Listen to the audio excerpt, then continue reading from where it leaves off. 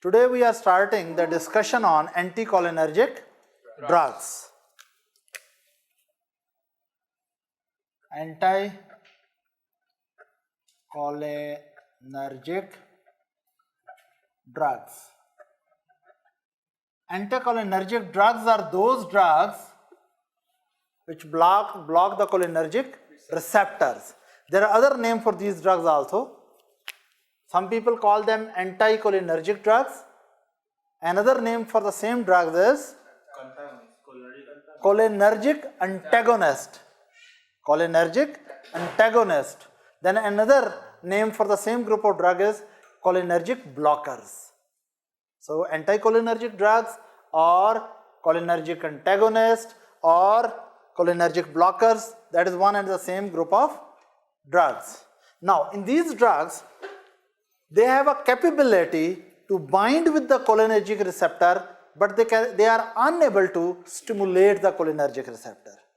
This is very important. Look here, if this is a cell and let's suppose that here is cholinergic receptor. You know, cholinergic receptors may be nicotinic channel or they may be, yes, 7-pass muscarinic receptors. Cholinergic receptors may be nicotinic or they may be muscarinic. Now, let us suppose this is the pocket where acetylcholine binds, right? If acetylcholine, the capability of acetylcholine is that acetylcholine will bind here and open the channel. Acetylcholine will bind and open the channel, right? All the nicotinic cholinergic drug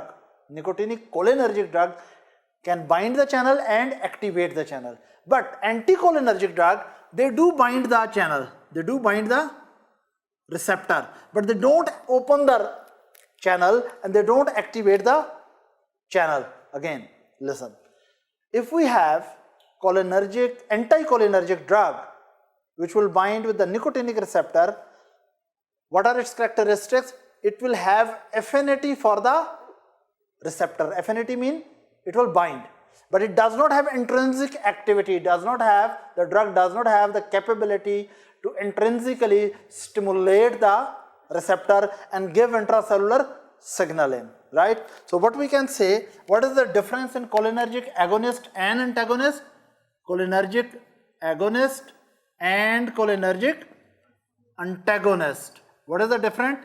Look, cholinergic agonists have affinity for the receptor. They bind with the receptor, affinity. Cholinergic antagonists also have affinity. So both of them can bind with the receptor.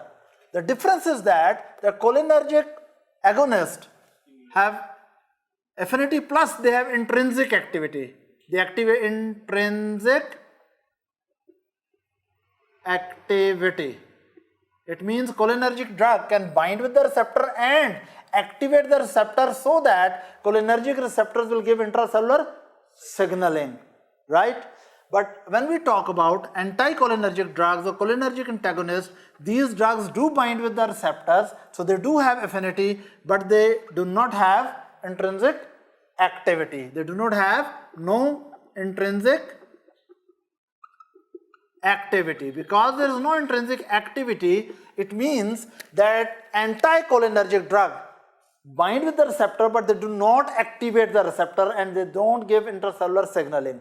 For example, if anticholinergic drug bind with the nicotinic channel, it will not open the channel and sodium influx or cation movement will not occur. And if cholinergic blocking drug or antagonist bind with the muscarinic receptor, it will bind with the muscarinic receptor, but it will not activate the receptor and receptors will not be able to give intracellular signaling and receptor will not couple with the G proteins intracellularly. So this is anticholinergic drug. Now, most of the anticholinergic drugs, they can be classified further according to the receptors they block, right? Anticholinergic drugs can be classified according to the receptor they block, right?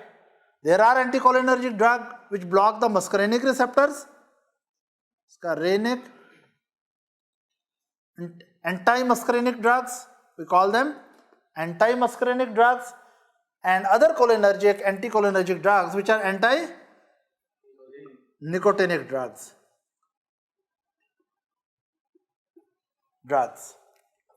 Right? Now, anticholinergic drugs are basically antimuscarinic and anti-nicotinic.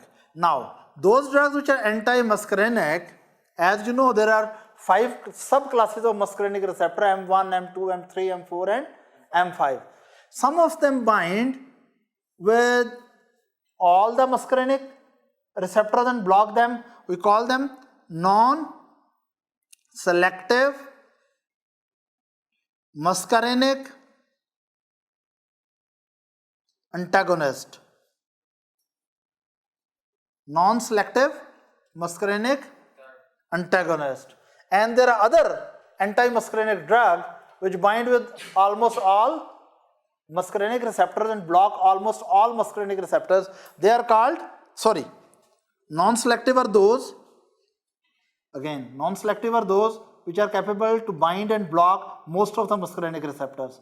Now they have discovered some of the drugs which can bind preferentially to one specific type or two specific type of muscarinic receptors. They are called, yes, selective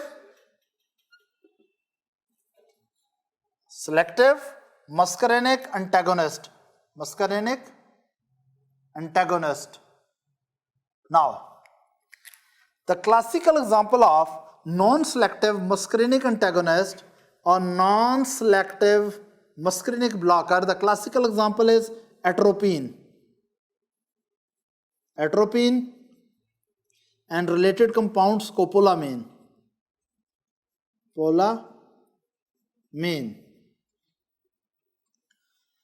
Right? And selective muscarinic antagonist,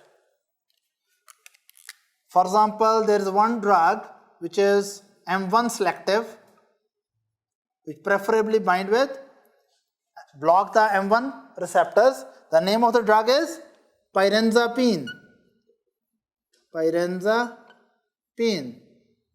And then there is another drug which preferably block M3 receptors. We call it M3 selective, right, antagonist. A classical example here is darifenacin,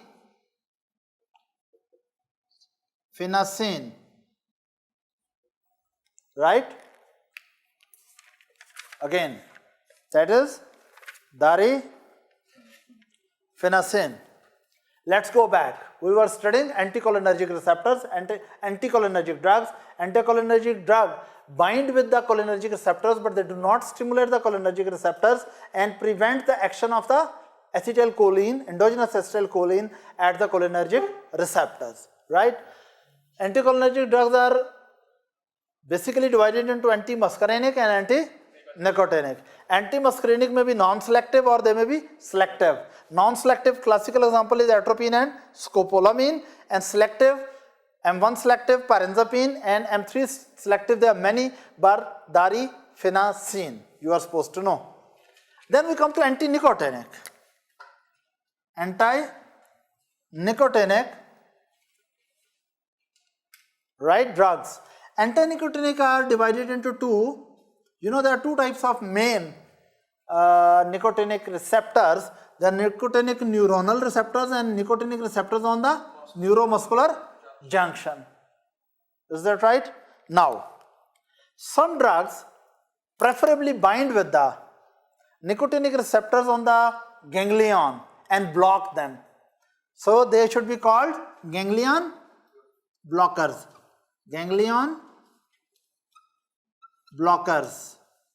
And nicotinic muscarinic, listen, those drugs which bind with nicotinic receptors on the muscles, right, they are able to disturb the neuromuscular transmission, and they are called neuromuscular blockers. They are called neuromuscular blockers, right? Now, first we will discuss in detail antimuscarinic drugs, and later we will discuss in detail nicotinic drug. Is there any question up to this? There's no question. Now let's go into detail of anti-muscarinic drug. Now, another way to visualize the action of anticholinergic drug is that go to very basic. Where are the cholinergic receptor? Cholinergic receptors are present in central nervous system. Central nervous system has nicotinic receptor as well as muscarinic receptors, right? Then there is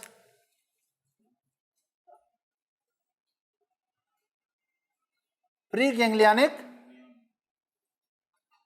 parasympathetic fibers and preganglionic, yes, sympathetic, preganglionic sympathetic fibers.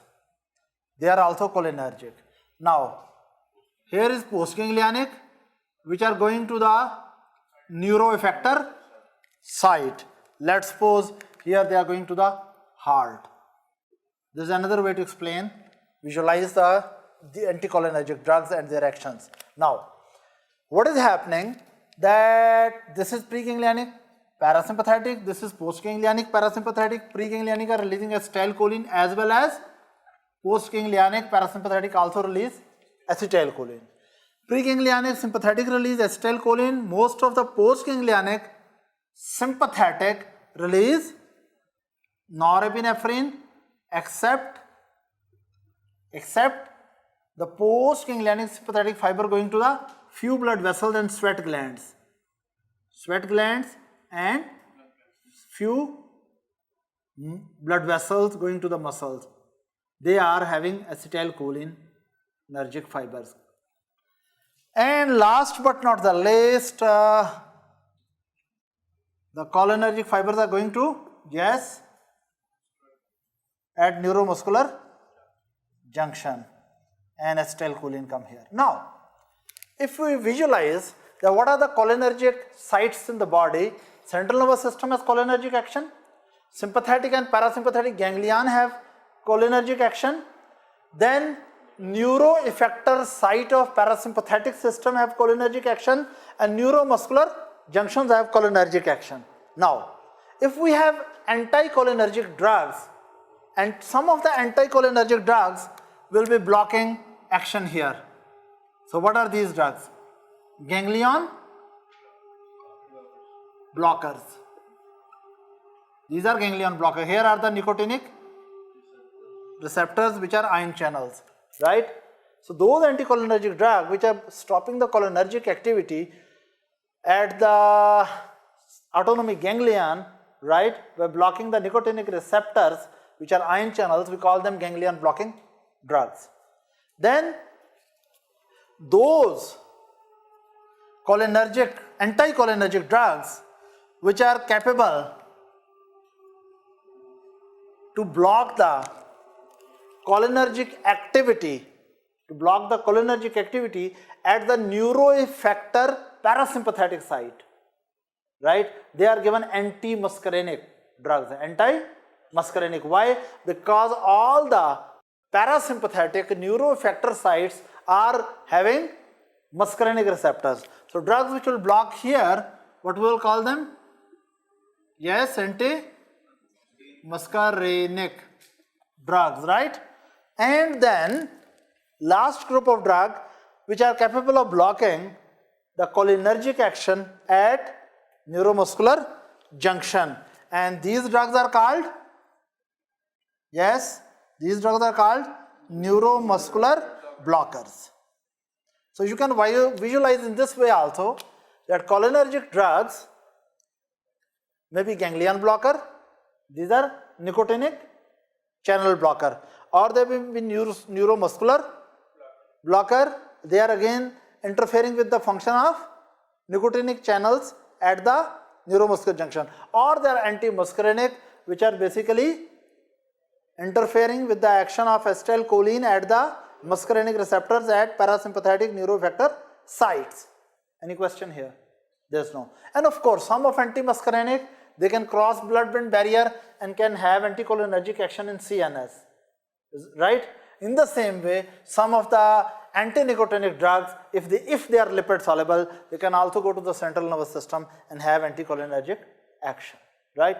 Now, we go into detail of anti-muscarinic drugs. Anti-muscarinic drugs are blocking the muscarinic receptors. It means anti-muscarinic drugs are primarily blocking the neuroeffector transmission at parasympathetic system, right? It means that anti-muscarinic drugs are parasympatholytic drugs. Again, listen. What are parasympatholytic drugs? Parasympatholytic drugs are those drugs which inhibit the parasympathetic activity, right? Now, anti-muscarinic drugs bind with the muscarinic receptor at the neuroeffector sites of parasympathetic nervous system, right? So, anti-muscarinic drugs can also be functionally called the drug which reduce the action of parasympathetic nervous system on the target tissue, or simply call them parasympatholytic drugs. Am I clear? So, next time anti-muscarinic or parasympatholytic drugs are one and the same thing. And one more point which you have to understand is that most of the tissues where parasympathetic nervous system is supplying, most of the tissues which are having neuroeffector site for parasympathetic nervous system are also having neuroeffector site for sympathetic nervous system. For example, heart is under sympathetic control as well as parasympathetic control. When you will give anti-muscarinic drug, basically you will block the parasympathetic activity on the heart, and sympathetic activity on the heart will remain unopposed. Or if you talk about sphincter pupillae, right? Pupil size depend on sympathetic and parasympathetic both activity. On the sphincter pupillae there are cholinergic receptors, and on dilator pupillae there are adrenergic receptors. When you give anti-muscarinic drug, then sphincter pupillae will not work, but dilator pupillae will be still working. And are you understanding or not? Right? Let me draw a diagram. Let's suppose, what is the disease in this eye? No. It is having exophthalmos, because in normal eye, when you are looking straight, a part of upper lid covers a little bit, a part of cornea. You are understanding? But when I am making it like this and cornea is completely visible and white of the eye is visible, above and below, it is exophthalmos. Anyway, I am not teaching you exophthalmos right now, but let me show you. Let's suppose this is the iris, right? Now, iris has dilator pupillae muscle. These are dilator pupillae muscle, and they are having alpha 1 adrenergic receptors. And it also has, what is this? Sphincter pupillae, and sphincter pupillae has M3 muscarinic receptors. So it means that iris is under the influence of sympathetic and parasympathetic both activity. When parasympathetic activity dominates, normally parasympathetic activity dominates, right? It keeps the sphincter pupillae little bit contracted, right? But normally sphincter pupillae and dilator pupillae both are being activated by the autonomic nervous system, but normally parasympathetic activity dominates over sympathetic activity. But as soon as you give anti-muscarinic drug to the eye, if in conjunctival sac you put the anti-muscarinic drug, and anti-muscarinic drug goes to the sphincter pupillae and block the M3 receptors, then sphincter pupillae will not constrict. Is that right? Then when sphincter pupillae will not constrict, then pupil diameter will depend on unopposed activity of dilator pupillae, which is controlled by sympathetic nervous system. What I am trying to put in your mind, that when we give anti-muscarinic drugs, right, and muscarinic receptors all over the body are blocked, actually then most of the tissues are at the mercy of sympathetic, unopposed sympathetic activity. Is that right? In the presence of anti-muscarinic drugs, most of the visceral tissues are on the mercy of unopposed sympathetic activity. Any question up to this? There's no. Now we discuss the prototype drug, prototype anti-muscarinic drug. The prototype anti-muscarinic drug is atropine. Everyone knows it. Prototype anti-muscarinic drug is atropine. Now,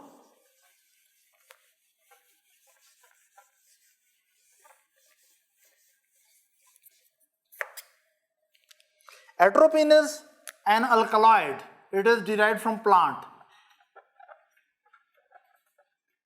Atropine is derived from a plant called Atropa belladonna. Why this plant is called Atropa belladonna? Yes. You know the meaning of Atropa? Atropos. It was a Greek god, or we can say the biggest fate, which cut the thread of life. Atropos was the Greek god, the strongest god, which was cutting the thread of life, Atropos. And actually, in old times, many people were giving the extract of this plant as poison to their enemies. They were poisoning the people with the extract of Atropa belladonna from this plant, right? And atropine repeatedly given. Later on I will tell you its toxicity can produce even death, right? So due to this reason that this plant derivative were deadly, right? If they given in toxic doses, so they were called Atropa. Atropa is derived from Atropos, the biggest Greek god cutting the thread of life. But why it is called belladonna? What is the meaning of belladonna? What is the meaning of belladonna? In Italian, belladonna means beautiful lady. In Italian language, belladonna means beautiful lady. So this was a plant which is also called Atropa belladonna, a plant which is having characteristics like the Greek god which could cut the throat of life, a thread of life, and it is also given a name, beautiful lady. Why they call it belladonna? Belladonna. Why they call it belladonna? Yeah, it's a beautiful plant. No, life is not so simple, and not even pharmacology. Why this drug and its product were called belladonna, let me tell you. You know, in old times, women have always been very interested in attracting the men and look beautiful. And they do sometimes, they go great lengths. They do great and very unusual effort, right, to look beautiful. Is that right? One of the things what women discovered, that if their pupil look dilated, men are more interested in them. Eyes look more beautiful. Right? Well, women know these things. You know, when the women or men, when they go through orgasmic feeling, there's sympathetic overflow and pupils dilate. Many people like the candlelight dinners. They are considered very romantic. Why they are considered very romantic, candlelight dinners? No, because if you are sitting with even a woman who is not very beautiful, but if you are sitting with a candlelight dinner, right, her pupil will be dilated and you will really feel good. Is that right? Dilated pupil is a sign of beauty, but actually it is related with expression of orgasm. Is that right? Even though most of the people close their eyes. Okay. So what I'm saying, that women in those days, they were ingesting the extract of this plant so that enough atropine goes to their eyes and they have what? Pupillodilation. and they think that men are more attracted to them. And because at the same time they are having paralysis of ciliaris. Anticholinergic system contract the ciliaris muscle. But when they will produce paralysis of sphincter pupillae and pupil will dilate, at the same time there will be paralysis of ciliaris. And when ciliaris is paralyzed, person cannot accommodate for near vision. Lens is fixated for far vision. You know this thing. I explained it last time. So what happened? A woman who is having atropine action in her eyes, pupil is dilated, she is looking beautiful, but the man in front, she cannot see the man. Maybe that man look like a bear. Because there is difficulty in focusing. But they don't bother about it. They just want to look beautiful. Is that right? So what they do, they call it Atropa belladonna. Belladonna, beautiful lady, because beautiful ladies like this plant extract too much. There were some simple ladies, they were ingesting it. Then some clever ladies came, they say, okay, ingesting produce lot of side effects. So they started putting only drops of plant extract in their eyes. And even these days, the top models put pupillodilators in their eyes. Anyway, I'm not teaching about modeling and women. Come back to Atropa belladonna. What I wanted to tell you, Atropa belladonna is, this plant is highly toxic, right? Its product atropine in high doses. And belladonna mean it was plant atropine or plant derivatives were used for the woman to look more beautiful. Yeah, he is using it more explicitly. The women like to look more sexy, it's true. Same is true about men. Anyway, so let's go to pharmacology now. Atropine. Atropine is, once it is taken, what is its duration of action? About 4 hours. If it is taken systemically, its duration of action is about 4 hours. But if it is put into eye, atropine is put in the conjunctiva, it will absorb from there and go and produce, of course, sphincter pupillae paralysis, mydriasis and cycloplegia. Mydriasis mean pupillodilatation and cycloplegia mean paralysis of ciliaris. Action on the eyes may last up to many days, 3, 4 days, 5 days. So this is very important to remember that action of atropine on most of the tissues when taken systemically usually last about 4 hours. But when atropine is instilled in conjunctival sac, then its action may last for few days. Is that right? Now, let's start discussing the action of atropine on different biological tissues and clinical relevance of atropine utility. Let's start with the eyes. Okay, here the person.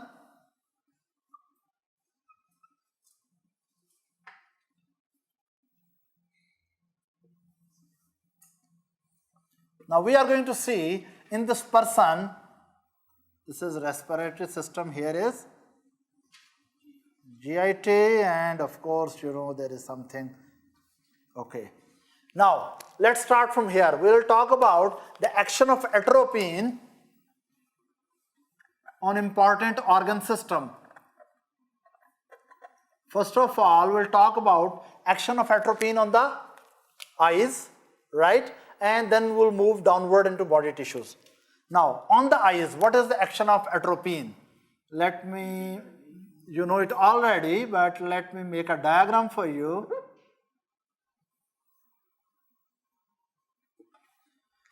So here is your sphincter pupillae, right? So what really happens? Sphincter pupillae has which receptors? M3 receptors. And atropine can block these receptors. And when atropine block these receptors, right, what will happen? Pupil will dilate, right? So it will produce a situation which is called mydriasis. Mydriasis, right? So atropine can be used to produce mydriasis. Plus, atropine block the M3 receptors on what is this muscle? Ciliaris. On M3 receptors on ciliaris are also blocked. So ciliaris become very relaxed, and it's when ciliaris become relaxed, this posterior end goes more backward, and there's tension on what are the ligaments? Suspensory ligaments become very tense and lens become flat, accommodating for far vision, and near objects will be blurred. So it produces another thing, that is blurring. Why the blurring is produced? Visual blurring, because there is cycloplegia. Cycloplegia means paralysis of ciliaris. So failure to accommodate for near objects, failure to accommodate the lens for the near object, and that may produce blurring. And another thing which is important to remember, when there is too much mydriasis, too much light enters into pupil, and that may produce photophobia. Photophobia means what? You look at a photo and become horrified? Yes, what is photophobia? Yani light is irritating, there is overstimulation to the retina and light is irritating. Now what we see, by blocking M3 receptors on constrictor pupillae, it produces mydriasis. Mydriasis is actually produced by paralysis of constrictor pupillae and unopposed action of dilator pupillae. Dilator pupillae is having unopposed action. So mydriasis is produced, but at the same time it will produce cycloplegia, and that may result in blurring of vision. Now this issue we should discuss seriously, atropine and action on the eye, right? Because whenever you think of atropine and eye, you have to remember, never ever give atropine to a person who has a history of narrow angle glaucoma. When you are going to use atropine for the eyes, remember atropine is absolutely contraindicated in patient with narrow angle glaucoma. Why? Because when atropine will produce pupillar dilation, right, iris will collect to the periphery. You are getting it? And it will close the angle further, and there will be acute increase, sudden increase in intraocular pressure. Am I clear? Is that right to everyone?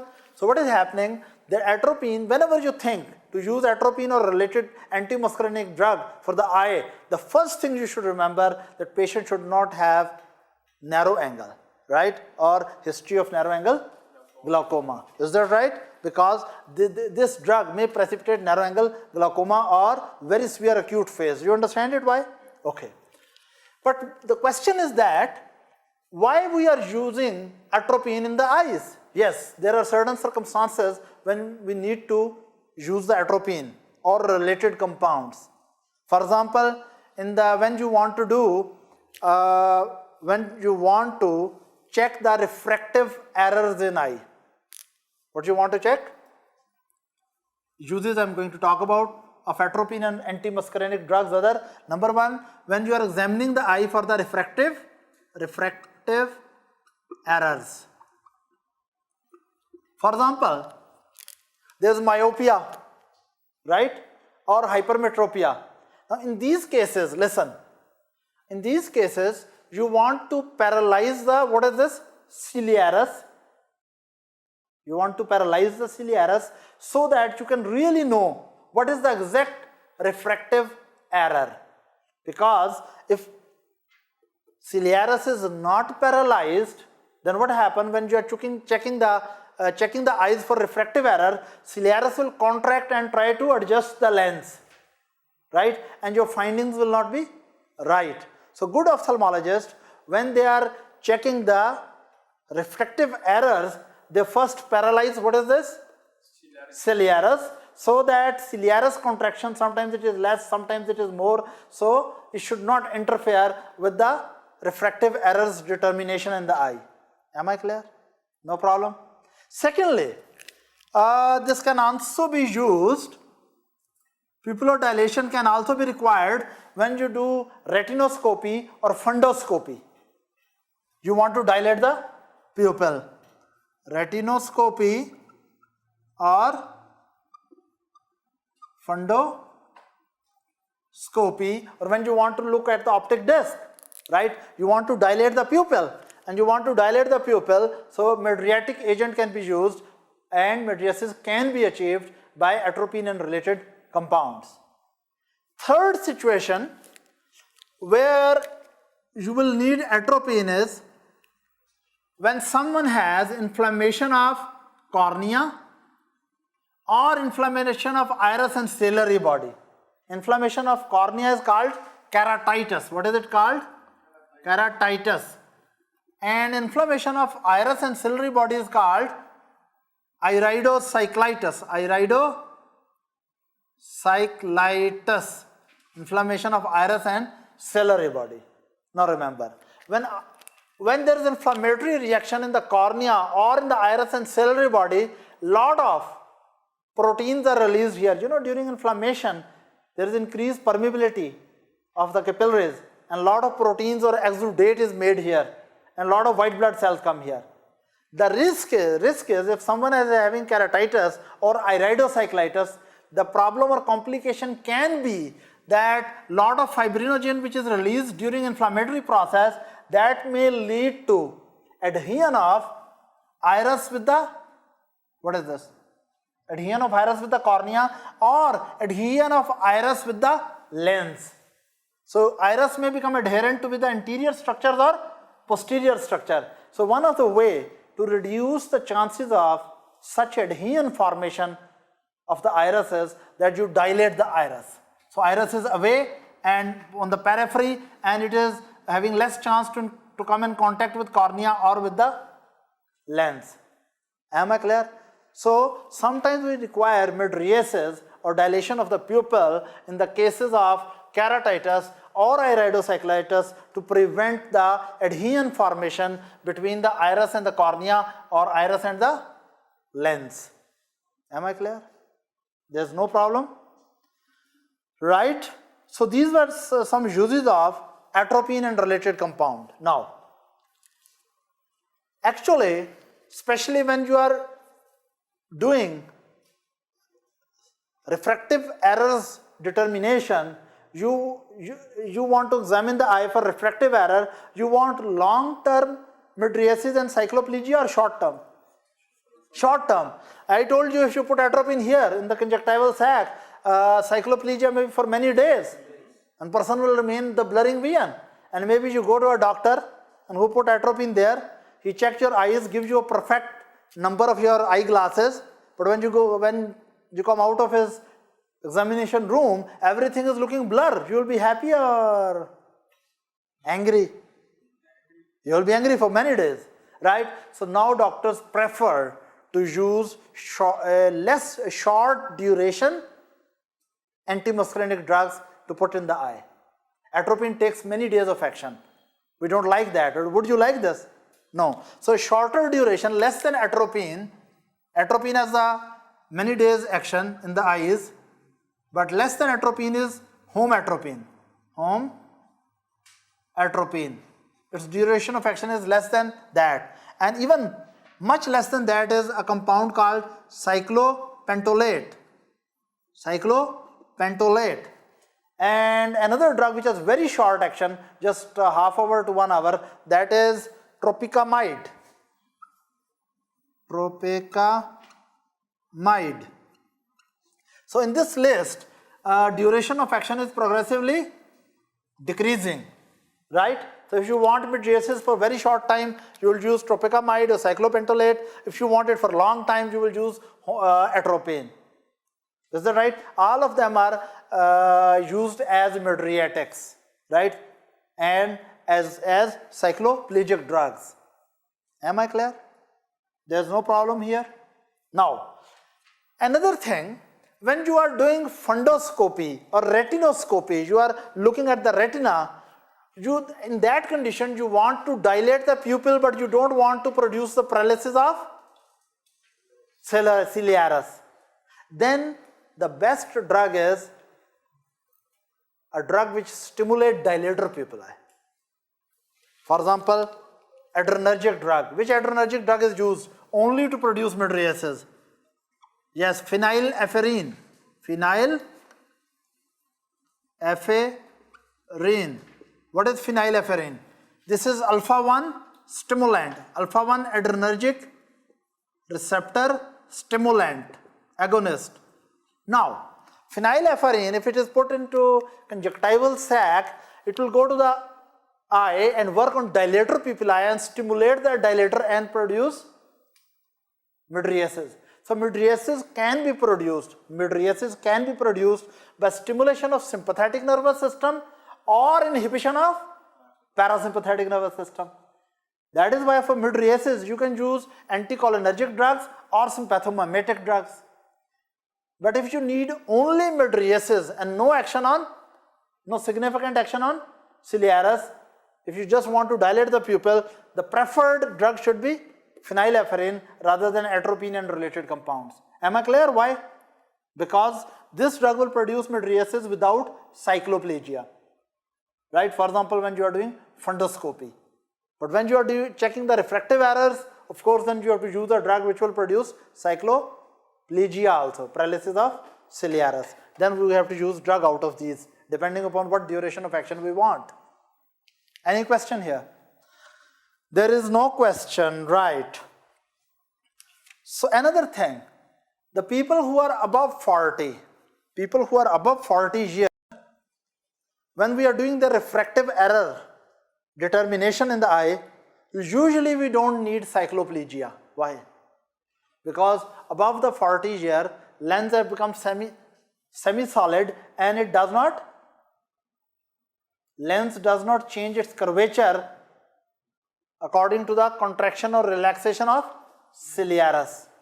You are understanding me?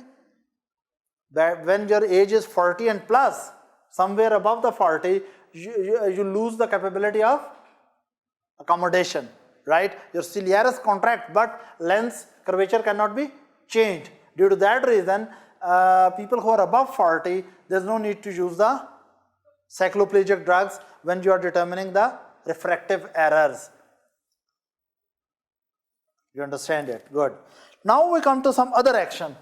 Other than the eyes, let's come to GIT. Okay. Rather than GIT, let's come to salivary situation and secretions. Here I want to, before I move forward, I want to remind you one more thing. When someone has toxicity of atropine, of course, pupil is too much dilated and ciliaris is too much relaxed. Can this person see clearly? So this situation is said that this person is blind as bat. You know bat? You know bat, right? And if someone has too much atropine action on the eyes, right? Pupil are too much dilated and ciliaris is too much relaxed, right? Can he focus on the near objects? No, all the vision is blurred. So one way to remember that side effect is that person is blind as bat. Blind as a bat. Is it clear? Now we come to the secretions, nasal secretions or salivary secretions or lacrimal secretions on sweat, all secretions in the body. Now you must be knowing that the cholinergic action increases the secretory activity in the body, right? Now, when you have given atropine, do you think that lacrimal secretions will be there? No. Now, there will be reduction in lacrimal secretions and eyes will become dry, right? And you will feel as if there is some sand in the eyes, some irritation or sand in the eye due to dryness of the conjunctival sac. So, what it will produce? What will be the problem related with the secretory activity? Let's come here. We have discussed only the eye. Now we talk about the glands. Glands and antimuscarinic actions. Antimuscarinic actions in the glands will reduce the secretions all over the body. For example, when lacrimal secretions are less, eyes become dry, we call there is zero ophthalmia. Zero ophthalmia, right? And when mouth will become dry, because parotid secretions or salivary secretions are not there, what we will call it zero stomia, right? So eyes will be dry, mouth will be dry, even most of the gastrointestinal secretions are also inhibited, respiratory secretions are also inhibited, Because cholinergic system stimulates the secretory system in the body, and anticholinergic or antimuscarinic will reduce the secretions. Then what else? Sweating will be there. Of course, I will write decrease nasal and lower respiratory secretions. Respiratory secretions. Then there is decreased sweating. When sweating is decreased, we call it anhidrosis. So, if someone is given atropine, of course there will be dry eyes, dry mouth, dry skin because there is no sweating. Is that right? And respiratory system will be also dry. That is why when there is atropine toxicity, another expression is used, that dry as bone. Dry as a bone. Right? Eyes are dry, mouth is dry, and all the skin is dry because there is no sweating. Is that right? So when there is atropine toxicity, person may be blind as bat and dry as bone. Right? Now let's discuss in detail. Actually, there can be some therapeutic use also. In some types of rhinitis means inflammation of nasal mucosa, right? Allergic rhinitis and some other type of rhinitis. Sometimes we use antimuscarinic drugs, right? Some of the antihistaminic drugs have also antimuscarinic drugs, and they reduce the nasal secretions and nasal stuffiness is reduced, right? So this is one use. Again, let me repeat. Many antihistamine drugs which are used as nasal decongestant also have antimuscarinic activity, and they reduce the nasal secretions. Another thing, many times pre-operatively we give atropine. There are multiple reasons why we give atropine before operation, because it reduces many complications, right, during the operation. Number one is there are many complications which are managed or prevented by atropine. One of that is that some of the anesthetics irritate the respiratory system when you have put the anesthesia, especially in old times when we were using the ether as an anesthetic. Now it is less commonly used. So some of the anesthetics, they stimulate the respiratory secretions. If someone is under anesthesia and during anesthesia your respiration is very shallow, and some of the anesthetic increase mucus secretion in respiratory system, this mucus may plug the respiratory system and later on may produce complications. Like on plugged mucus areas in the bronchi, bacteria may develop their growth and may produce postoperative pneumonias. Are you understanding me? What I'm talking about? That sometimes, especially in old times, some of the anesthetics which were used, they were irritating the respiratory secretions, and if there are too much respiratory secretions, mucociliary mechanism in the chest cannot work well. And when mucociliary mechanism in the chest is not working well, bacteria may be retained there, and that may produce postoperative pneumonia. Am I clear? There's no problem? Now, so when we give atropine preoperatively, it keeps the respiratory secretions inhibited. Plus, it also reduces the, secretions of the saliva. Is that right? So during operation, if mouth is dry and respiratory mucosa is relatively dry, it is beneficial, right? So xerophthalmia can be produced by this drug. It can produce xerostomia. It can reduce the nasal and respiratory secretion, but these two things may be good during operation, and it reduces sweating. It is not good, right? When antimuscarinic drugs reduce sweating because they bind with the M3 receptors on the sweat glands, but sweat glands are supplied by cholinergic fibers, which are sympathetic cholinergic fibers, which are not parasympathetic, sympathetic cholinergic fibers, which go to the sweat glands, right? They release acetylcholine on M3 receptors on the sweat glands. When M3 receptors are blocked, then sweat glands cannot be stimulated, right? And what will happen to the person? If he cannot sweat, his body temperature will go up, right? So what happens? That body temperature goes up.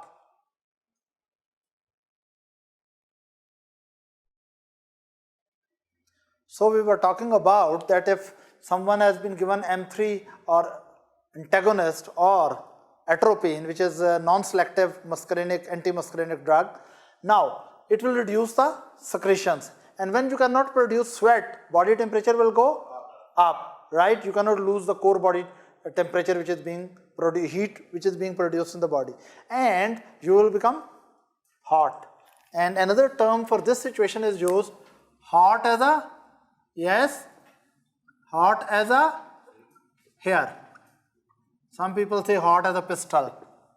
I don't know why they mean, what they mean by that. But anyway, again, person with atropine toxicity will be blind as a bat, dry as a bone, hot as a hair. Then another thing, in these patients, as body temperature goes up, this is a very serious case if atropine is given to infants, because in infants, very high body temperature may produce fatal. Is that right? There have been cases in which atropine, which was given therapeutically, right, has produced very high body temperatures in the children and infant, right? Then we can come to another condition that many of the people, when they have high doses of atropine, they develop severe cutaneous vasodilation. Blood vessels on the skin dilate. Face will become red, right? Especially arm and upper part of the trunk, all of them will become red because there is severe cutaneous vasodilation. The exact mechanism is not known, but they think probably it is the core body temperature which is going up, and as sweating is blocked, so cutaneous vasodilation helps the body to lose the excess heat. Is that right? And person look somewhat red. So they call this condition as red as a, yes, as a beet. You know beet? Red as a beet. Or we also call it atropine flush. We call it atropine flush. Again, when temperature goes up due to failure of sweating, we call it atropine fever. And when there's cutaneous vasodilation, we call it atropine flush. Now we come to other conditions, situation like respiratory system. As I told you, in respiratory system, not only respiratory secretions go down, but due to anti-muscarinic action, bronchodilation also occur, because bronchial smooth muscles are very well innervated with parasympathetic fibers, and parasympathetic fibers produce acetylcholine on bronchial smooth muscles, and bronchial smooth muscles constrict. So we can say normally due to parasympathetic tone on the bronchial smooth muscle, there is acetylcholine mediated bronchoconstriction. There is slight degree of acetylcholine mediated bronchoconstriction normally, right?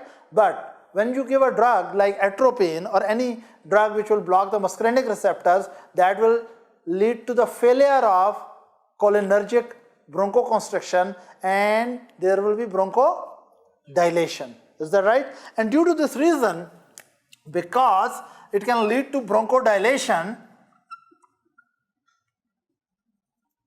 atropine and related compounds have been used in the past in the patient with asthma.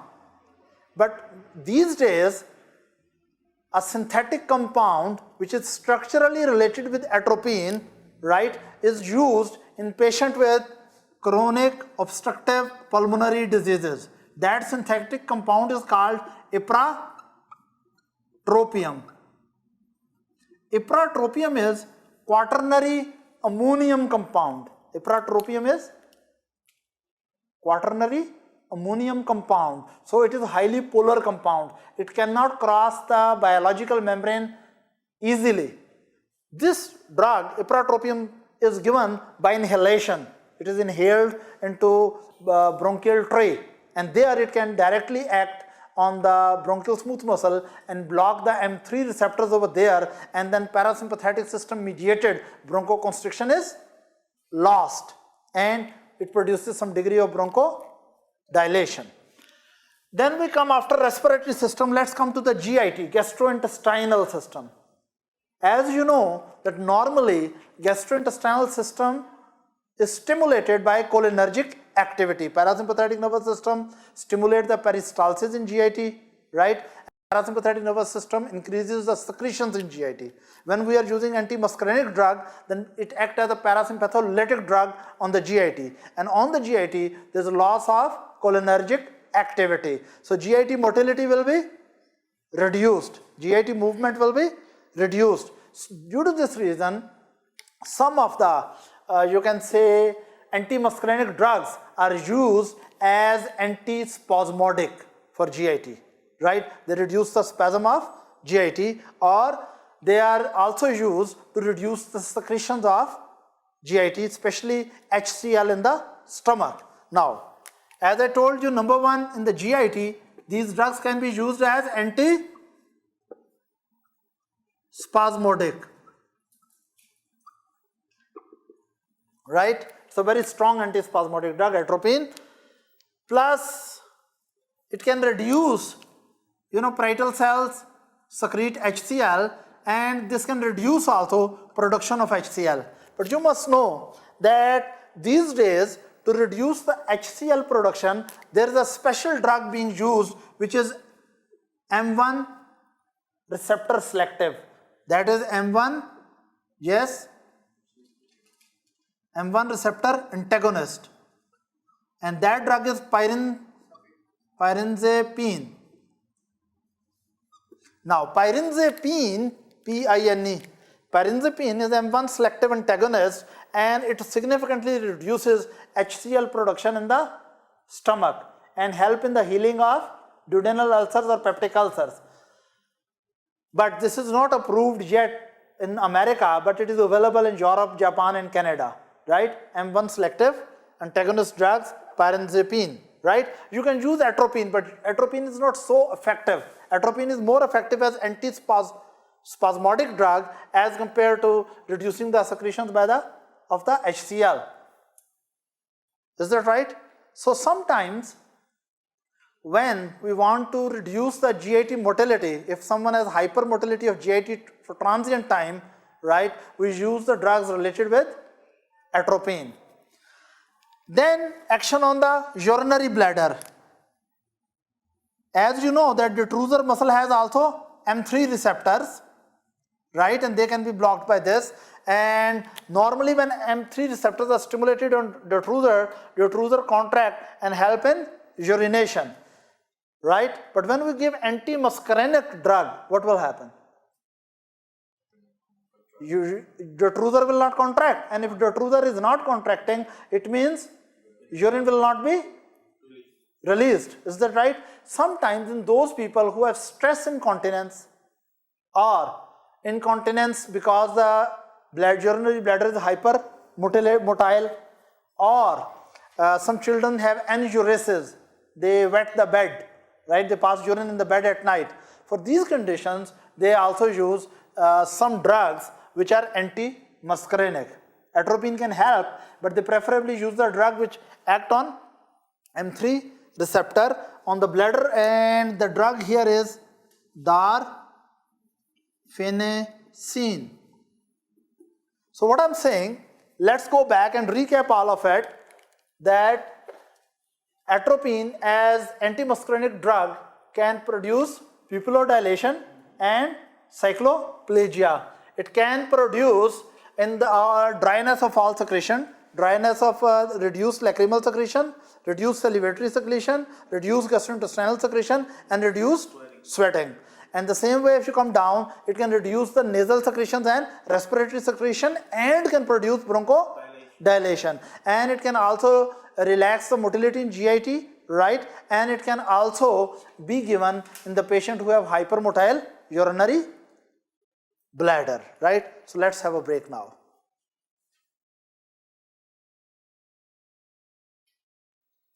So today we are going to talk about the cardiovascular effects, right? Changes in the cardiovascular system when you administer anticholinergic drugs like atropine, right? So I'll put it here that we are talking about anticholinergic, more specifically anti-muscarinic drugs.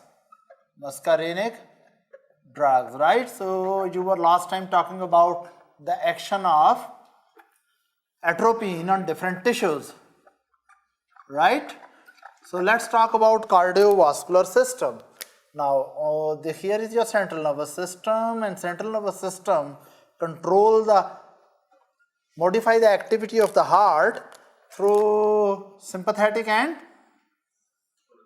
parasympathetic activity. You know, vagal nerve coming from the vagal nucleus, it's preganglionic, and these are postganglionic fibers to the heart, right?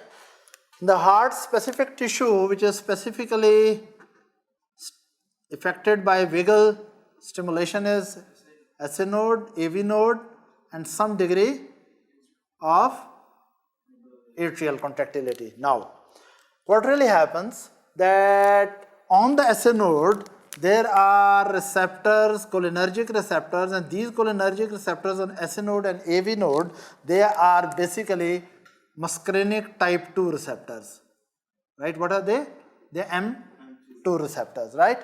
Now, normally what happens that acetylcholine released from here stimulate the M2 receptors, and you know M2 receptors are intracellularly coupled with G inhibitory protein, and that inhibit the SA node, right, as well as inhibit the AV node, right? So actually, normally what really happens that acetylcholinergic activity on SA node reduces the heart rate, and on AV node cholinergic activity reduces the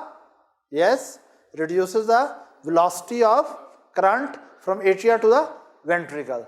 Now, when you give another important point, you have to remember that on pre-junctional receptor, here is M1, right? When you give atropine at lower doses, M1 receptors are blocked first, right? These M1 receptor on cholinergic nerve ending are autoinhibitory receptor. What are they? They are autoinhibitory receptors, right? And because they are autoinhibitory receptors, when these receptors are stimulated, cholinergic nerve ending is inhibited. But when you give atropine, then actually autoinhibitory receptors are blocked, and cholinergic nerve ending become more stimulated and releases extra amount of acetylcholine. Again, I'm talking about action of atropine at low doses on the cardiovascular system, on the heart. In low doses, atropine preferably bind with the M1 receptor pre-junctionally, then M2 receptors post-junctionally. And M1 receptor pre-junctionally are autoinhibitory receptors. So when these receptors are blocked by atropine or related drugs, right, then cholinergic nerve ending is not inhibited at all, and it overfires, and there is excessive release of acetylcholine, and this excessive release of acetylcholine actually excessively inhibits the SA node. Excessive release of acetylcholine excessively inhibits the SA node, and that produces bradycardia. So we can say at low doses, atropine initially produces decreased heart rate or bradycardia, right? Previously, it was thought that this bradycardia is produced by the central vagal stimulation by atropine, but now we believe that it is due to blockade of presynaptic autoinhibitory receptor. Is that right? Secondly, but as you increase the dose, right, then at moderate doses, atropine more effectively block M2 receptors.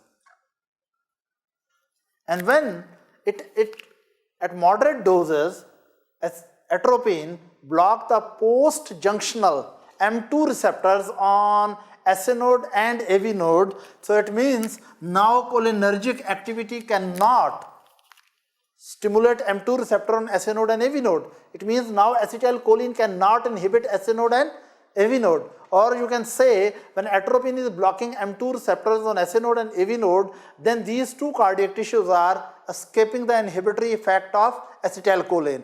That produces on SA node increased heart rate or tachycardia. So we can say in moderate doses.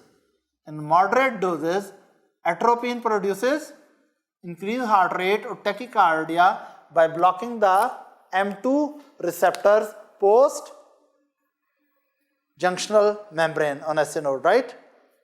At the same time, when atropine block the AV nodal M2 receptors, then of course AV node is no more inhibited by acetylcholine and AV node become more stimulated because it is under the influence of unopposed influence of adrenergic system. Actually, when you are giving atropine, muscarinic receptors are blocked on SC node and AV node. So in a way, parasympathetic activity on SC node and AV node is blocked. So now SC node and AV node will be under unopposed sympathetic stimulation. That produces here tachycardia, and here it produces, yes, it increases the velocity of current through the AV node. Is that right? It increases the velocity of current through the AV node. So we can say that this produces, when SN node is stimulated, we say there is positive chronotropic action, and when AV node is stimulated and conduction through AV node become fast, we say there is positive dromotropic action. Positive dromotropic action. Is that clear? So this was the action of atropine on the heart, right? At more doses, at higher doses, near toxic doses, then atropine start blocking the M3 receptors on endothelial cells, right? But you know, normally M3 receptors on endothelial cells are not stimulated because normally acetylcholine is not circulated. But if you give first atropine, and block M3 receptors on endothelial cells, and after that if you give acetylcholine injection, then acetylcholine will fail to dilate the blood vessels because M2 receptors are blocked by atropine, and when M3 receptors are blocked by atropine, and when M3 receptors are not stimulated, then of course endothelial cells are not stimulated, they are not releasing nitric oxide, and smooth muscle don't relax. So we can say one action of atropine on the is that it blocks the M3 receptors on endothelial cell, and this prevents the cholinergic mediated blood vessels dilation. But we don't know the exact mechanism, but they have seen in toxic doses, even atropine itself can dilate many cutaneous blood vessels, right? Which I mentioned in the last lecture as atropine flush, or red as a beet. Red as a beet, you remember that? Right. So this was the action on cardiovascular system. Now these actions have some therapeutic applications also. For example, if someone has symptomatic sinus bradycardia. Symptomatic sinus bradycardia means that someone has a bradycardia, low heart rate, and that is due to poor action of SN node. When SN node is producing less action potential, we say that there is sinus bradycardia.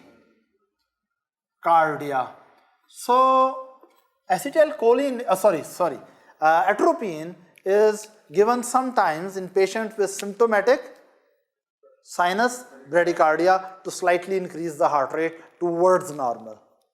Another situation where atropine is sometimes given is another application of atropine when someone has partial heart block.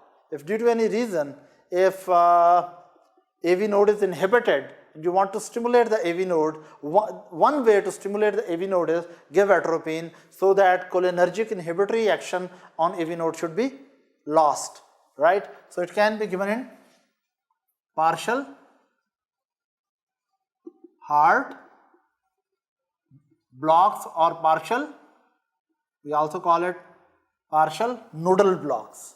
AV node is blocked or junctional block or partial heart block, right? Another condition where sometimes atropine is given, those patients who develop myocardial infarction in the posterior or inferior wall of left ventricle. You may be thinking why that type of myocardial infarction need atropine. I will explain.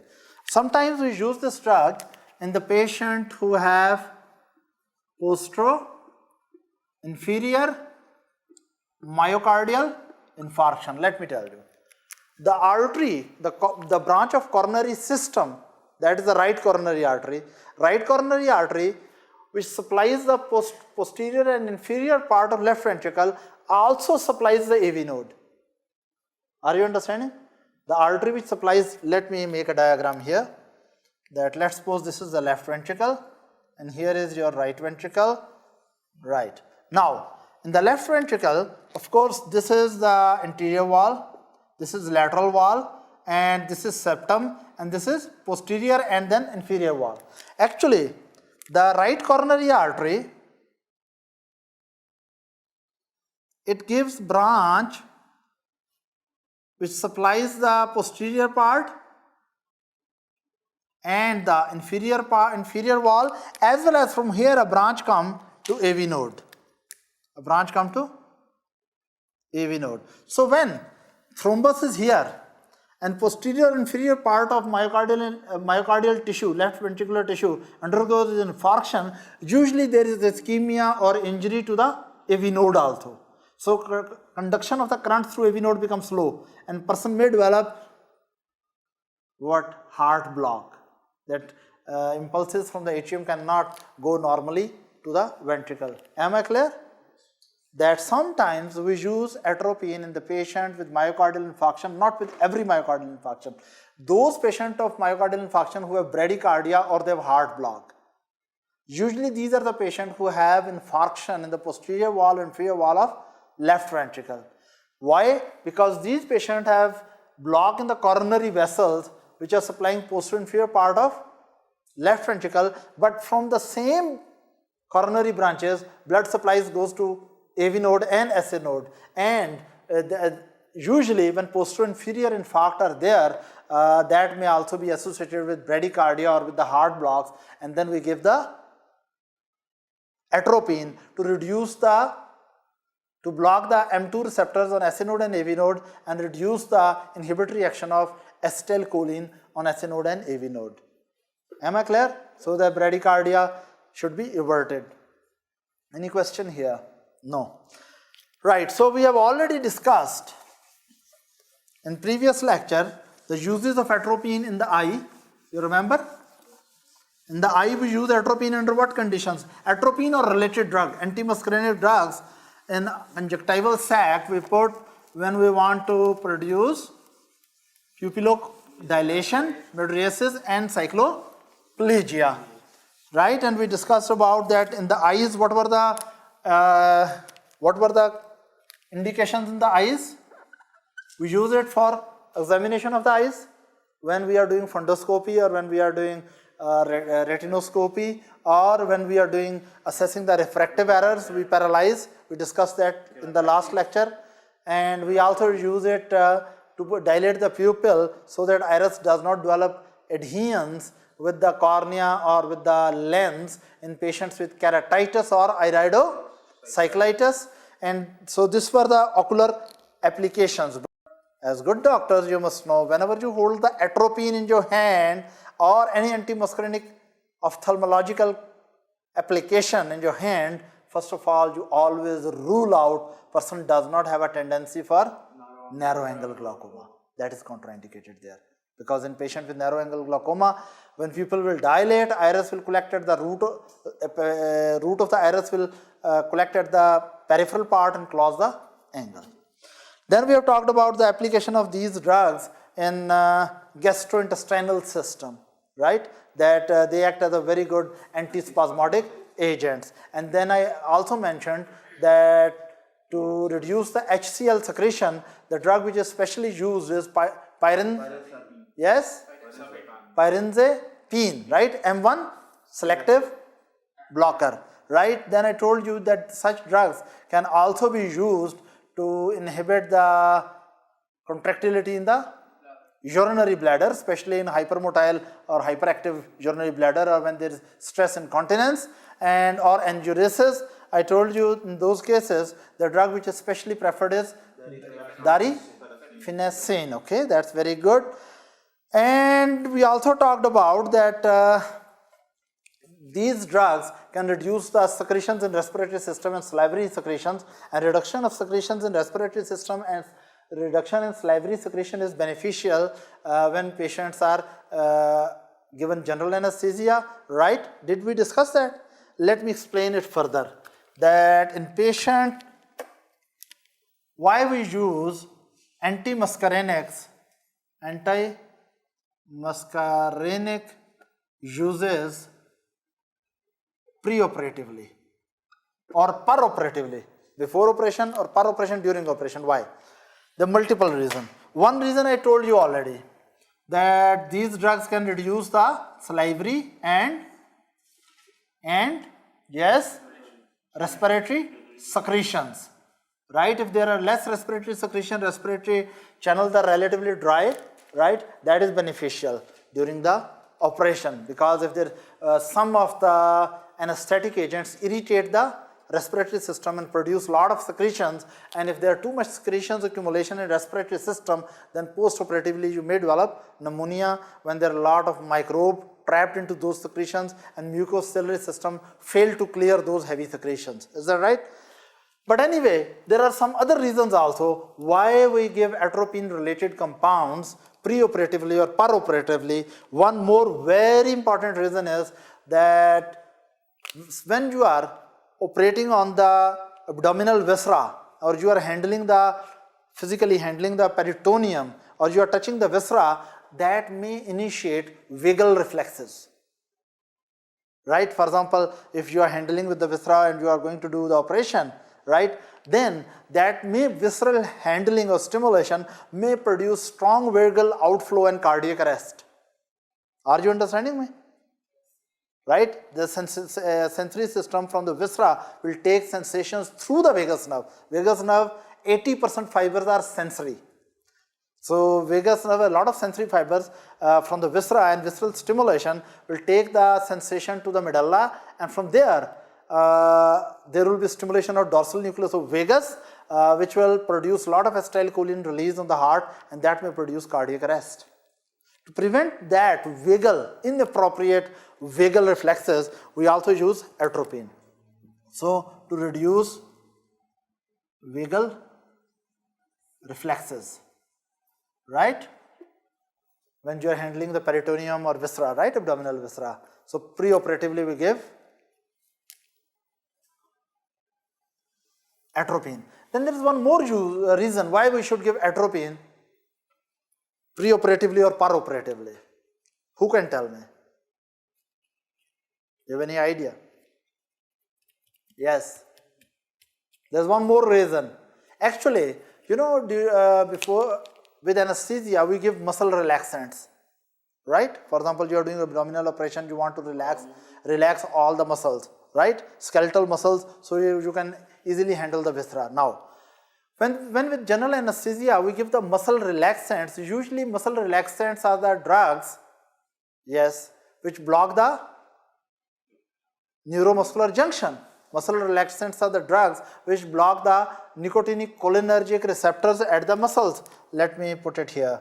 Let's suppose here is the skeletal muscle and here is nicotinic channel. Now muscle relaxant block this.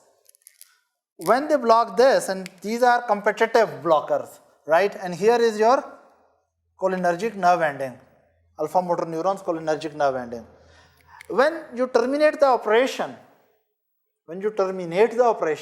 you want that person should be able to move his muscles. So you want to neutralize the action of suppose tubocurarine or whatever drug we are using here, right? For that purpose, actually, we use a drug, this is acetylcholinesterase. We use a drug which is called physostigmine or neostigmine. Neostigmine. So after the operation, we give the neostigmine so that neostigmine will bind with the acetylcholinesterases, and acetylcholinesterases will be inhibited. And when acetylcholinesterases will be inhibited, then acetylcholine, which is being released normally, it will accumulate. And high concentration of acetylcholine will displace neuromuscular blocker. Acetylcholine high concentration will displace neuromuscular blocking agent. Is that right? In this way, listen carefully, that after the operations, many a time we give neostigmine to increase acetylcholinase, to inhibit the acetylcholinesterase, so that acetylcholine concentration at neuromuscular junction increases, and this increased concentration of acetylcholine will displace the competitive inhibitors of neuromuscular junction and muscles will become active. Is that right? But there is one thing, neostigmine have or physostigmine have a little, they have also action as muscarinic actions. Why? Because neostigmine will not only, listen carefully, neostigmine or physostigmine will not only block acetylcholinesterases at neuromuscular junction, but neostigmine will also block the acetylcholinesterases at other cholinergic sites. You know, acetylcholine is released on the heart, and here when acetylcholine is released, it works on the muscarinic receptors, and then here also acetylcholine is destroyed by acetylcholinesterases. And when neostigmine will work over here, then acetylcholine concentration will increase at neuroeffector site of parasympathetic nervous system, and there will be severe muscarinic stimulation. So what really happens? Let me repeat it again. That at the end of the operation, when we want to reverse the neuromuscular blocking action, so we give the neostigmine. Neostigmine block the acetylcholinesterases. It block the acetylcholinesterases at neuromuscular junction, as well as neostigmine block the acetylcholinesterases at where? At neuroeffector sites of heart and all other parasympathetic neuroeffector sites. So what really happens? Acetylcholine when accumulate at the neuromuscular junction, that is beneficial because it will displace the neuromuscular blocker and muscles will become active. But when acetylcholine accumulate at neuroeffector site of parasympathetic system, then there are parasympathomimetic actions which are unwanted, or you say there is an undue, inappropriate stimulation of muscarinic receptors all over the body. So for that purpose, if you have given already patient atropine, then you are keeping muscarinic receptors blocked. Right? In this way, you will not get muscarinic side effects of the neostigmine or physostigmine when you are trying to reverse the neuromuscular blocking action. Am I clear or just explaining to myself? You are understanding it. That's good. Okay. So this was one more use, you can say operation related uses of atropine. Now atropine is also used as an antidote in some toxic conditions. Can you guess it under what circumstances atropine may be required? Of course, whenever you have toxicity by some agent which is strongly muscarinic stimulant. Whenever some strong muscarinic receptor stimulant enter in your body, you need atropine as an antidote. You know what are the muscarinic receptors? Stimulation action on the body. If you have taken, for example, you have toxicity of some mushroom, some mushroom you eat which are having a lot of muscarine, you will have massive muscarinic action because muscarine will stimulate all muscarinic receptors in the body. In the same way, if someone has organophosphate poisoning, if you have organophosphate poisoning, organophosphate compound will inhibit the acetylcholinesterases strongly and permanently, and a lot of acetylcholine will accumulate in the body and very strong muscarinic stimulation can be there. In the same way, if someone has toxicity by physostigmine, that also block the acetylcholinesterase activity and increases cholinergic activity in our body. So we can say that whenever there is cholinergic crisis in our body, cholinergic crisis, right? For example, it may be due to, yes, due to mushroom poisoning, yes, what else?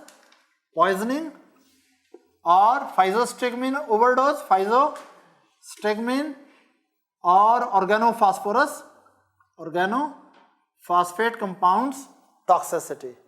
Is that right? Now, under these circumstances, we need to block the muscarinic receptors. Due to overstimulation of muscarinic activity, do you remember what will be the side effects produced? Do you remember dumbbells? DUMBBLEES?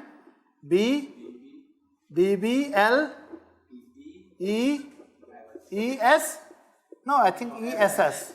Dumbbells. when someone is having mushroom poisoning or organophosphate compound poisoning, so what is he is going through? Simply he is going through, start from here, severe sweating, lacrimation, salivation, yes, bradycardias, collapse of cardiovascular system, bronchoconstriction, peristalsis too much, abdominal pain, cramps, diarrhea, what is this? Urination, right? So lot of side effects and excitation of central nervous system. Or you can remember dumbbells. What is this? Diarrhea. Again, when dumbbells are produced in the body, when you are having cholinergic overflow or cholinergic crisis, right? Diarrhea, urination, meiosis,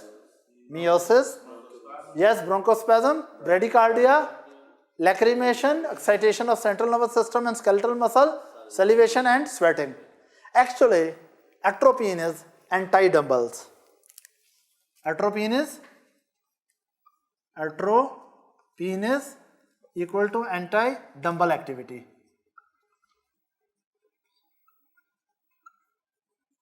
What does it mean? It reduces abdominal cramps, it reduces contractility of the urinary bladder, it reduces the degree of meiosis, it reduces bronchospasm, it reduces, yes, bradycardia, it reduces lacrimation. Now, excitation, listen carefully. Here, there is something very important. Actually, atropine in toxic doses initially stimulate the brain. And then inhibit it. And when atropine initially stimulates the brain, it may produce what? Hallucinations, and it may produce convulsions. And it may produce delirium. You know what is delirium? Acute confusional state with hyperactivity. Hallucination is? Yes, how do you define hallucination? Perception without external stimulus. You may see the things which are not there, or you may hear the things which are not there, and convulsions or seizure, and eventually coma and death. So what we can say that actually cholinergic drugs stimulate the central nervous system, but actually anticholinergic drugs initially also stimulate the central nervous system and eventually depress. Then of course atropine also reduces salivation and sweating. Am I clear? That is why, because toxicity of atropine or related compound can produce delirium, hallucination, convulsions, and right severe CNS disturbances, we also call it that person who is under muscarinic toxicity, he is mad as a hatter. Have you heard of this term? Mad as a hatter. Why we call he is mad as a hatter? Yeah? No, look. Anyone who has atropine toxicity, we say he is hot as hair, blind as a bat, then red as a beet, dry as a bone, and mad as a hatter. Other things I have explained, but you will explain now to me, you will explain what is the meaning of mad as a hatter. Of course, we understand he is mad because he is delirious and he is hallucinating and he may go into convulsions. But what is the relationship of hatter with madness? Anyone? But have you read this thing in your life or never? Mad as a hatter? Okay, anyway. In old times, when they were making the hats, on the hats they were putting a lot of glue. And the people who used to make the hats, they were putting a lot of glue, and glue was having some toxic compounds. And usually, when they wet it, this glue was going in their mouth, and it was this chronically intake of glue which was applied to the hats was going to the person who was making the hats. And these compounds were going to the central nervous system and damaging the central nervous system. So many of the hatters were eventually becoming psychotics. Right? So they thought that many hatter people who make the hat in past time, right? They used to get mad eventually, and they thought someone who has taken a lot of atropine, he is also behaving like that. So they say this person is mad as a hatter. So 5 things you need to know in atropine toxicity. Yes. Dry as a, say it loudly, dry as a bone because secretions are reduced. Hot as a hair because sweating is reduced and person is high temperature. And blind as a bat because of cycloplegia and mydriasis, and red as a beet because cutaneous vasodilation, and mad as a hatter due to pathological stimulation of central nervous system. Am I clear? Now a few words about atropine related compound scopolamine. Have you heard of scopolamine? Scopolamine, it is also called hyoscine. Scopolamine is another alkaloid, right, derived from the plants.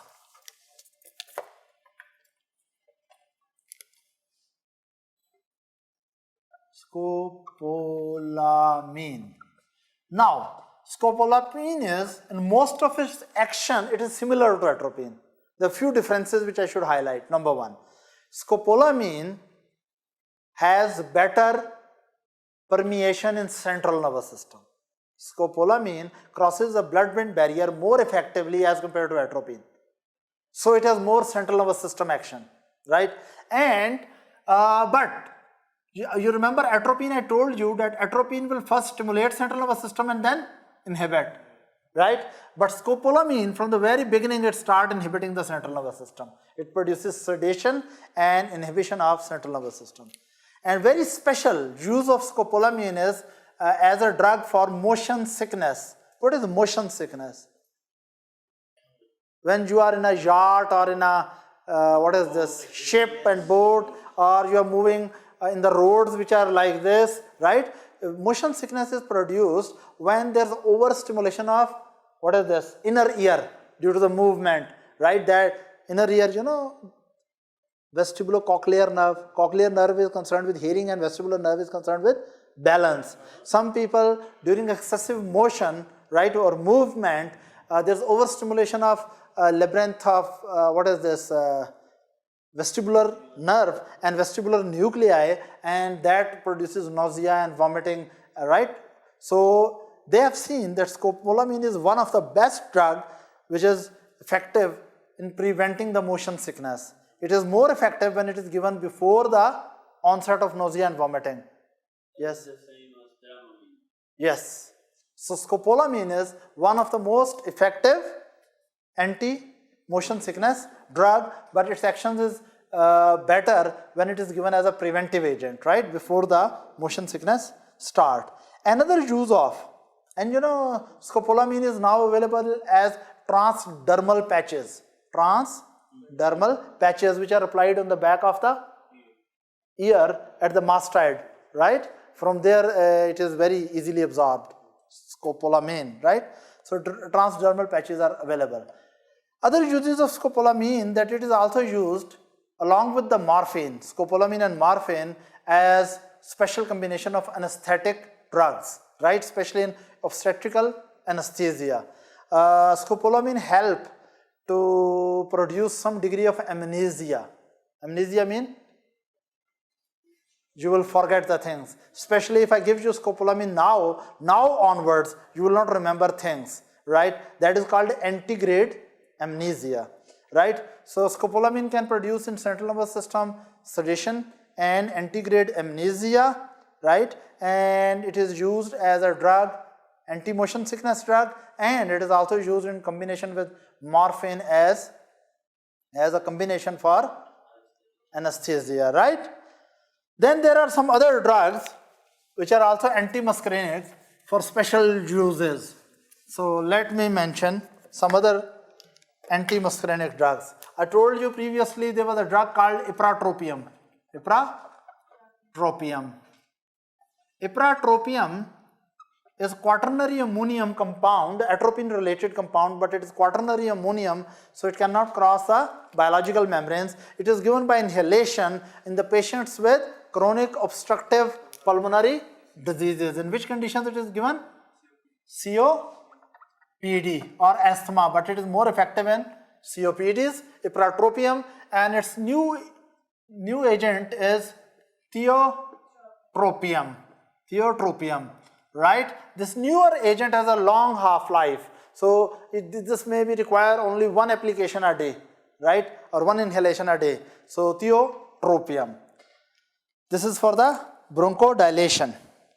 Then I told you that for the central nervous system, you know, in the central nervous system, cholinergic activity is decreased in the patients with Alzheimer's disease. Patients who have Alzheimer's disease, they have reduced cholinergic activity. Is that right? Now, in those patients, you give cholinergic agent. But there is the other condition in CNS where cholinergic activity is relatively increased. That is a movement disorder. Movement. Parkinson's disease. In Parkinson's disease, there is imbalance between cholinergic activity and dopaminergic. Dopaminergic activity is decreased and comparatively cholinergic activity is increased in the basal ganglia, and that produces tremors and some other side effect of the Parkinson's disease complications. So sometimes some of the anticholinergic drugs which can penetrate the blood-brain barrier are used in Parkinsonism as an adjuvant drug with levodopa. The main drug for Parkinson's disease is levodopa, which increases the dopaminergic activity in central nervous system, levodopa. But we also give anticholinergic agents which also try to reduce cholinergic activity in central nervous system. So some balance can be achieved between dopaminergic and cholinergic activity in the basal ganglia. So the drugs which are available, right, as anticholinergic use in Parkinson's disease, they are benztropine,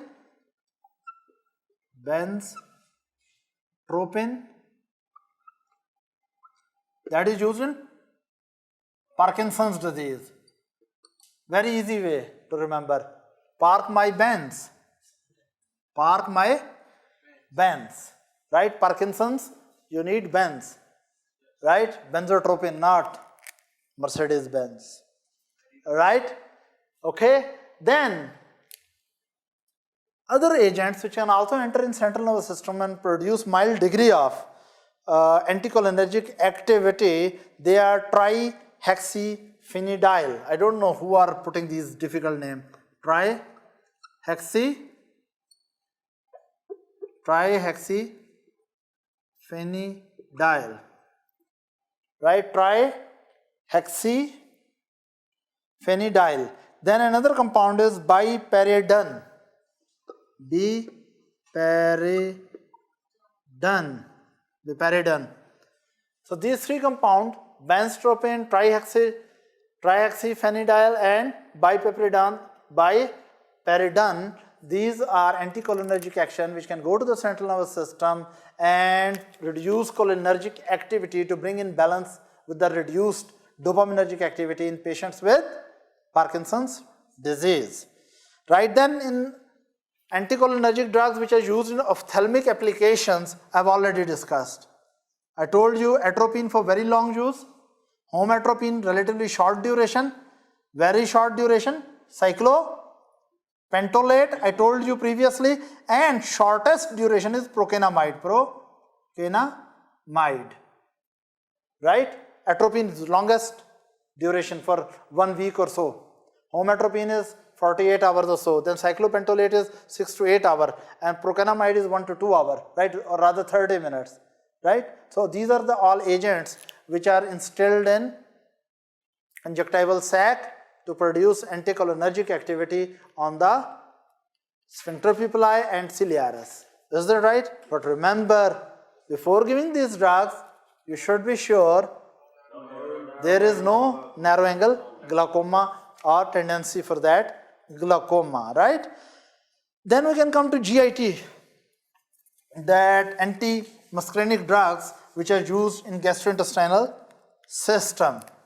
I told you in gastrointestinal system to reduce the HCl, we use pyrazapine, and to reduce the GIT motility, there are many drugs which are anti-muscarinic and reduce the movement of the GIT, right?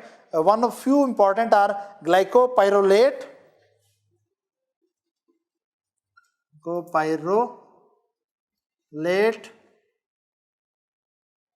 right?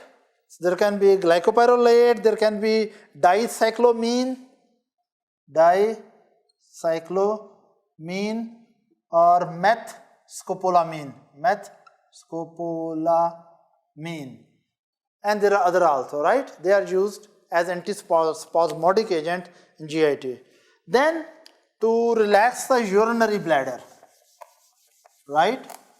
To relax the urinary bladder, at least you should know one drug which I told you many times during these lectures. Yes, very good. What is the name of that drug?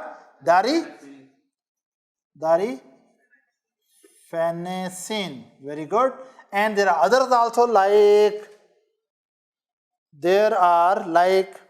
tolterodine, tolterodine, right?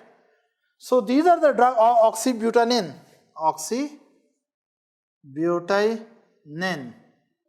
So these drugs can be used to relax urinary bladder in conditions of stress incontinence or hypermotile or hyperactive urinary bladder. So my friends, do you have any question? No question? Should I take a little test? Okay. Tell me a name of M1 blocking muscarinic agent. Pyranzinamine. Okay.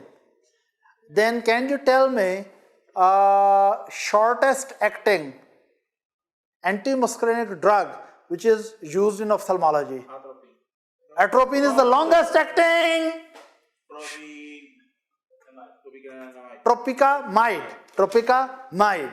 When atropine is given systemically, what is the action on heart at low doses and then action on heart in high doses? In low doses, atropine produces bradycardia, and moderate doses produces tachycardia. What kind of myocardial infarction may be associated with sinus bradycardia or AV nodal block? Posterior or inferior myocardial infarction, and there you can use atropine, right? Which antimuscarinic drug is very well known as anti-motion drug? Scopolamine. What is that? Scopolamine. And can you tell me that why we call, okay, what type of overdoses or toxicities can be treated by atropine? Yes, organophosphate compound toxicity, very good. What else? Anticholinergics like pheostigmine, neostigmine toxicity, and yes, and muscarinic toxicity if muscarine is present in some mushroom poisons, right?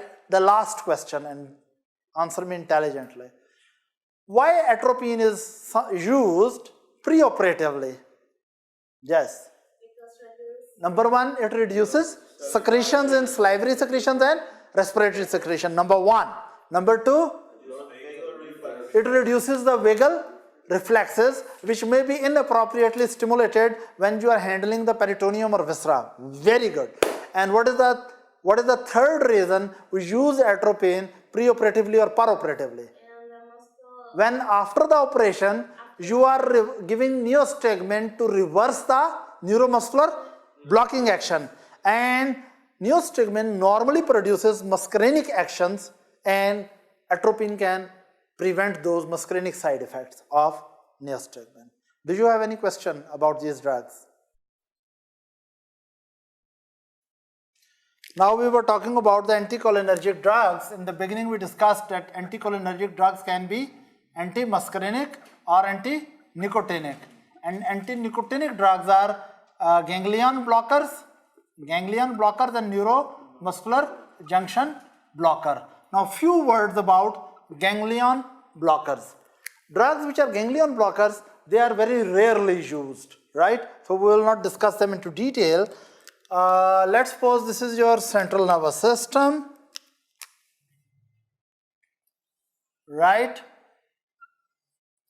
And here is your parasympathetic preganglionic output and parasympathetic postganglionic, and here it is sympathetic preganglionic and Sympathetic, postganglionic.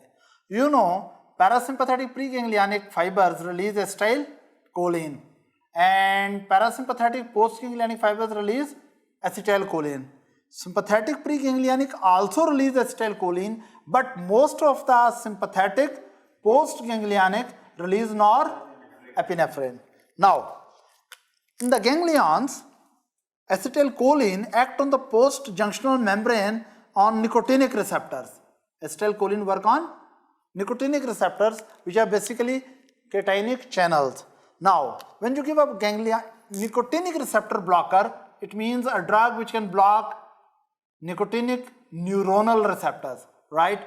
Then drug will block at this point. That ganglion blocking drugs are basically working in the ganglion on the post-junctional membrane on the nicotinic receptor channels, right? And once these channels are blocked, then acetylcholine, which is released by preganglionic fibers, cannot stimulate post-junctional membrane. So postganglionic neuron is not stimulated. So this actually blocks the ganglionic neurotransmission, right? Due to this reason, when you give ganglion blocking agents, they don't allow the preganglionic neurons to stimulate the postganglionic neurons. So all the parasympathetic ganglions are blocked as well as all the sympathetic ganglion are blocked. So in a way, ganglion blocking agent block the whole autonomic output. Ganglion blocking agent block the whole autonomic output. Why such drugs are not commonly used? Simply because they are very non-specific. They will block the whole parasympathetic nervous system as well as sympathetic nervous system. Now ganglion blocking agents, I will just mention few. Number one is nicotine. Nicotine in very high doses is ganglion blocking agent. You know, normally the nicotine which is present in cigarette, this nicotine stimulates the nicotinic receptor. Normally nicotine stimulates the nicotinic receptor, but in very high doses, when it overstimulates the nicotinic receptors here, nicotinic channel, they become desensitized and ganglion blocking action is there. But remember, when nicotine is given to someone in very high doses, when it binds with these nicotinic channels, initially it overstimulates them and eventually block them. So we call it that this is depolarizing blocking agent, because when nicotine overstimulates these channels take a lot of cations inside and this membrane becomes depolarized. But it remains depolarized, it does not repolarize, and when membrane remains depolarized, these channels become non-functional. Am I clear? Now, so we call nicotine is depolarizing ganglionic blocking agent, right? Now, nicotine has no clinical use. The only importance of nicotine is that it is very commonly used as a addiction, you can say smoking addiction, right? Many people who are smoking heavily, they are taking a lot of nicotine in their body, right? But that nicotine is of course not as much to produce ganglionic blocking action. Why you are looking surprised? It blocks it? No, look, nicotine at low doses stimulates these receptors, nicotinic neuronal receptor. That is why many people after taking nicotine, they feel a little bit stimulated, more alert, more active. Even these receptors in the ganglions, when ganglion are stimulated, parasympathetic activity is stimulated, it may help you evacuate your bowels for urination. Some of you must have experienced to smoke in the washroom, toilet, right? When especially you have constipation problem. So, right, because it stimulates the ganglion. In low doses, it stimulates the ganglion. But actually, in very high doses, it very strongly stimulate the channels. A lot of sodium goes in and membrane become permanently depolarized. When membrane become permanently depolarized, it does not recover to repolarized state. When membrane remain depolarized, then these channels become non-functional. So first it stimulates and then it inhibits. Am I clear? Now, in this case, what will be the result? If you have given nicotine in very high doses, I told you initially it will stimulate. That will increase heart rate. That will increase the blood pressure initially. That will increase the gastrointestinal motility. That will increase the gastrointestinal secretions, right? That is at low doses. Is that right? But at very high doses, there will be collapse of cardiovascular system, right? And low doses, heart rate goes up. In very high doses, heart rate goes down. In low doses, GIT become overactive. In high doses, GIT become, motility become underactive. Is that right? In low doses, secretions go high. In high doses, secretions become low. And in low doses, it can produce mydriasis also, right? But in the end, what I will say that nicotine has no therapeutic use.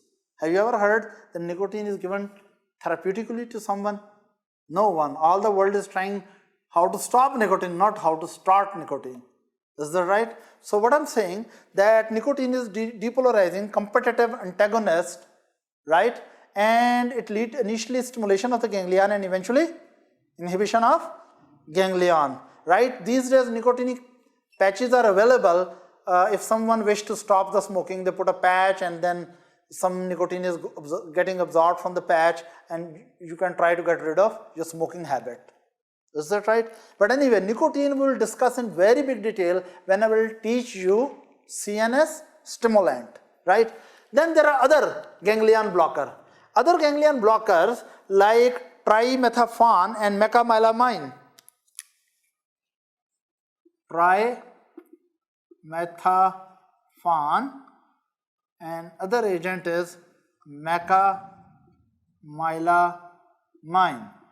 Now, these two, one of this is given intravenously and mecamylamine can be taken orally.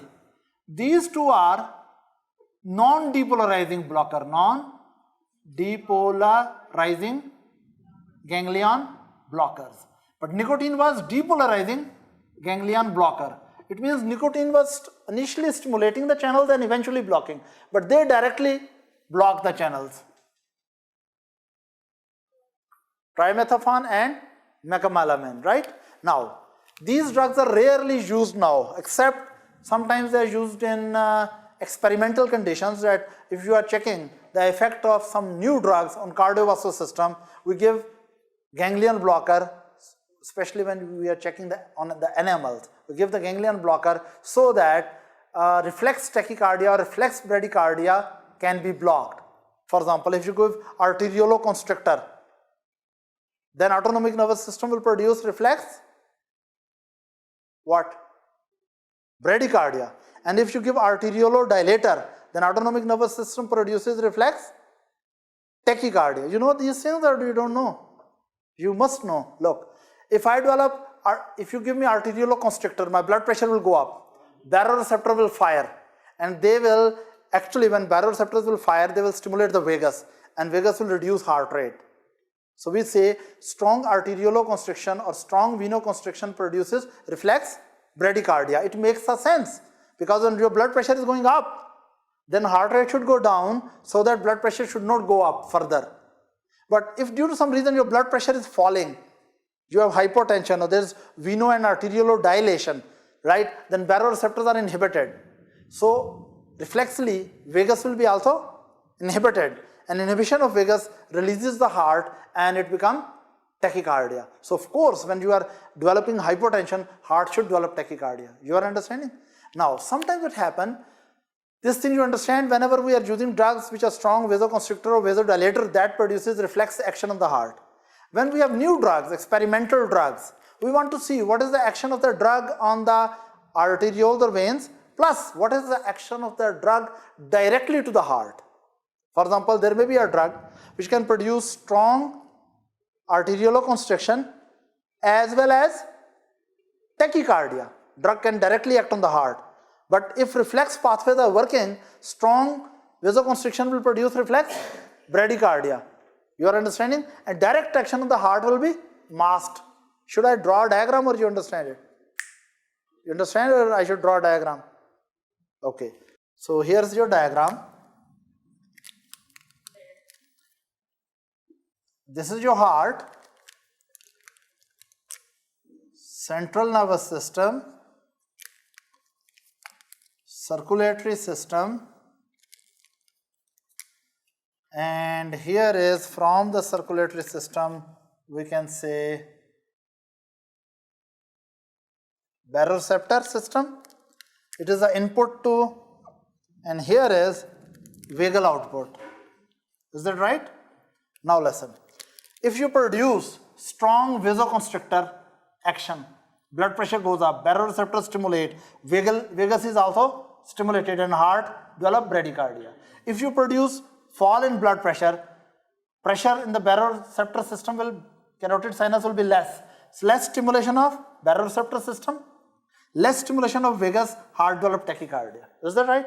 So it means vasoconstriction or vasodilation can change the heart rate through vagal reflexes. Clear?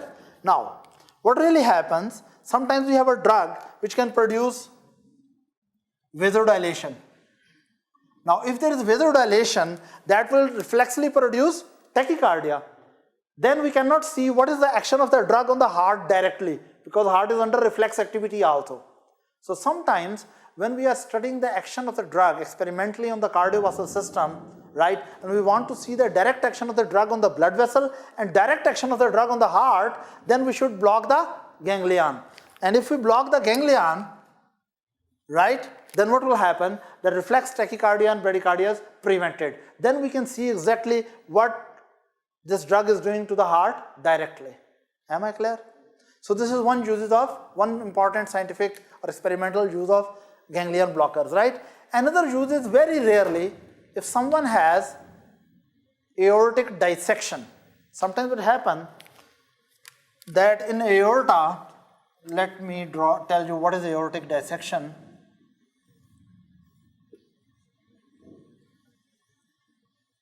Look, here is, let's suppose, your blood going. Blood normally moves through the aortic lumen. So in some patients there may be tear in the intima and blood may enter into media, and then it start moving in the media and start dissecting the media. Aorta becomes double-barreled gun. You are understanding? There is a true lumen and there is a pseudo lumen. Now this is called dissection of aorta. It is very dangerous. So in these patients who have dissection of aorta, we want to bring the blood pressure rapidly down. We want to bring the blood pressure rapidly down, right? So under these circumstances, if other drugs are contraindicated, we use ganglion blockers to bring the blood pressure of the patient rapidly down so that high pressure of blood does not advance the aortic dissection. Is that right? Do you have any question? No. So that's all about antimuscarinic drugs and ganglion blockers. And we'll study neuromuscular junction blockers at some other lecture. Class dismissed.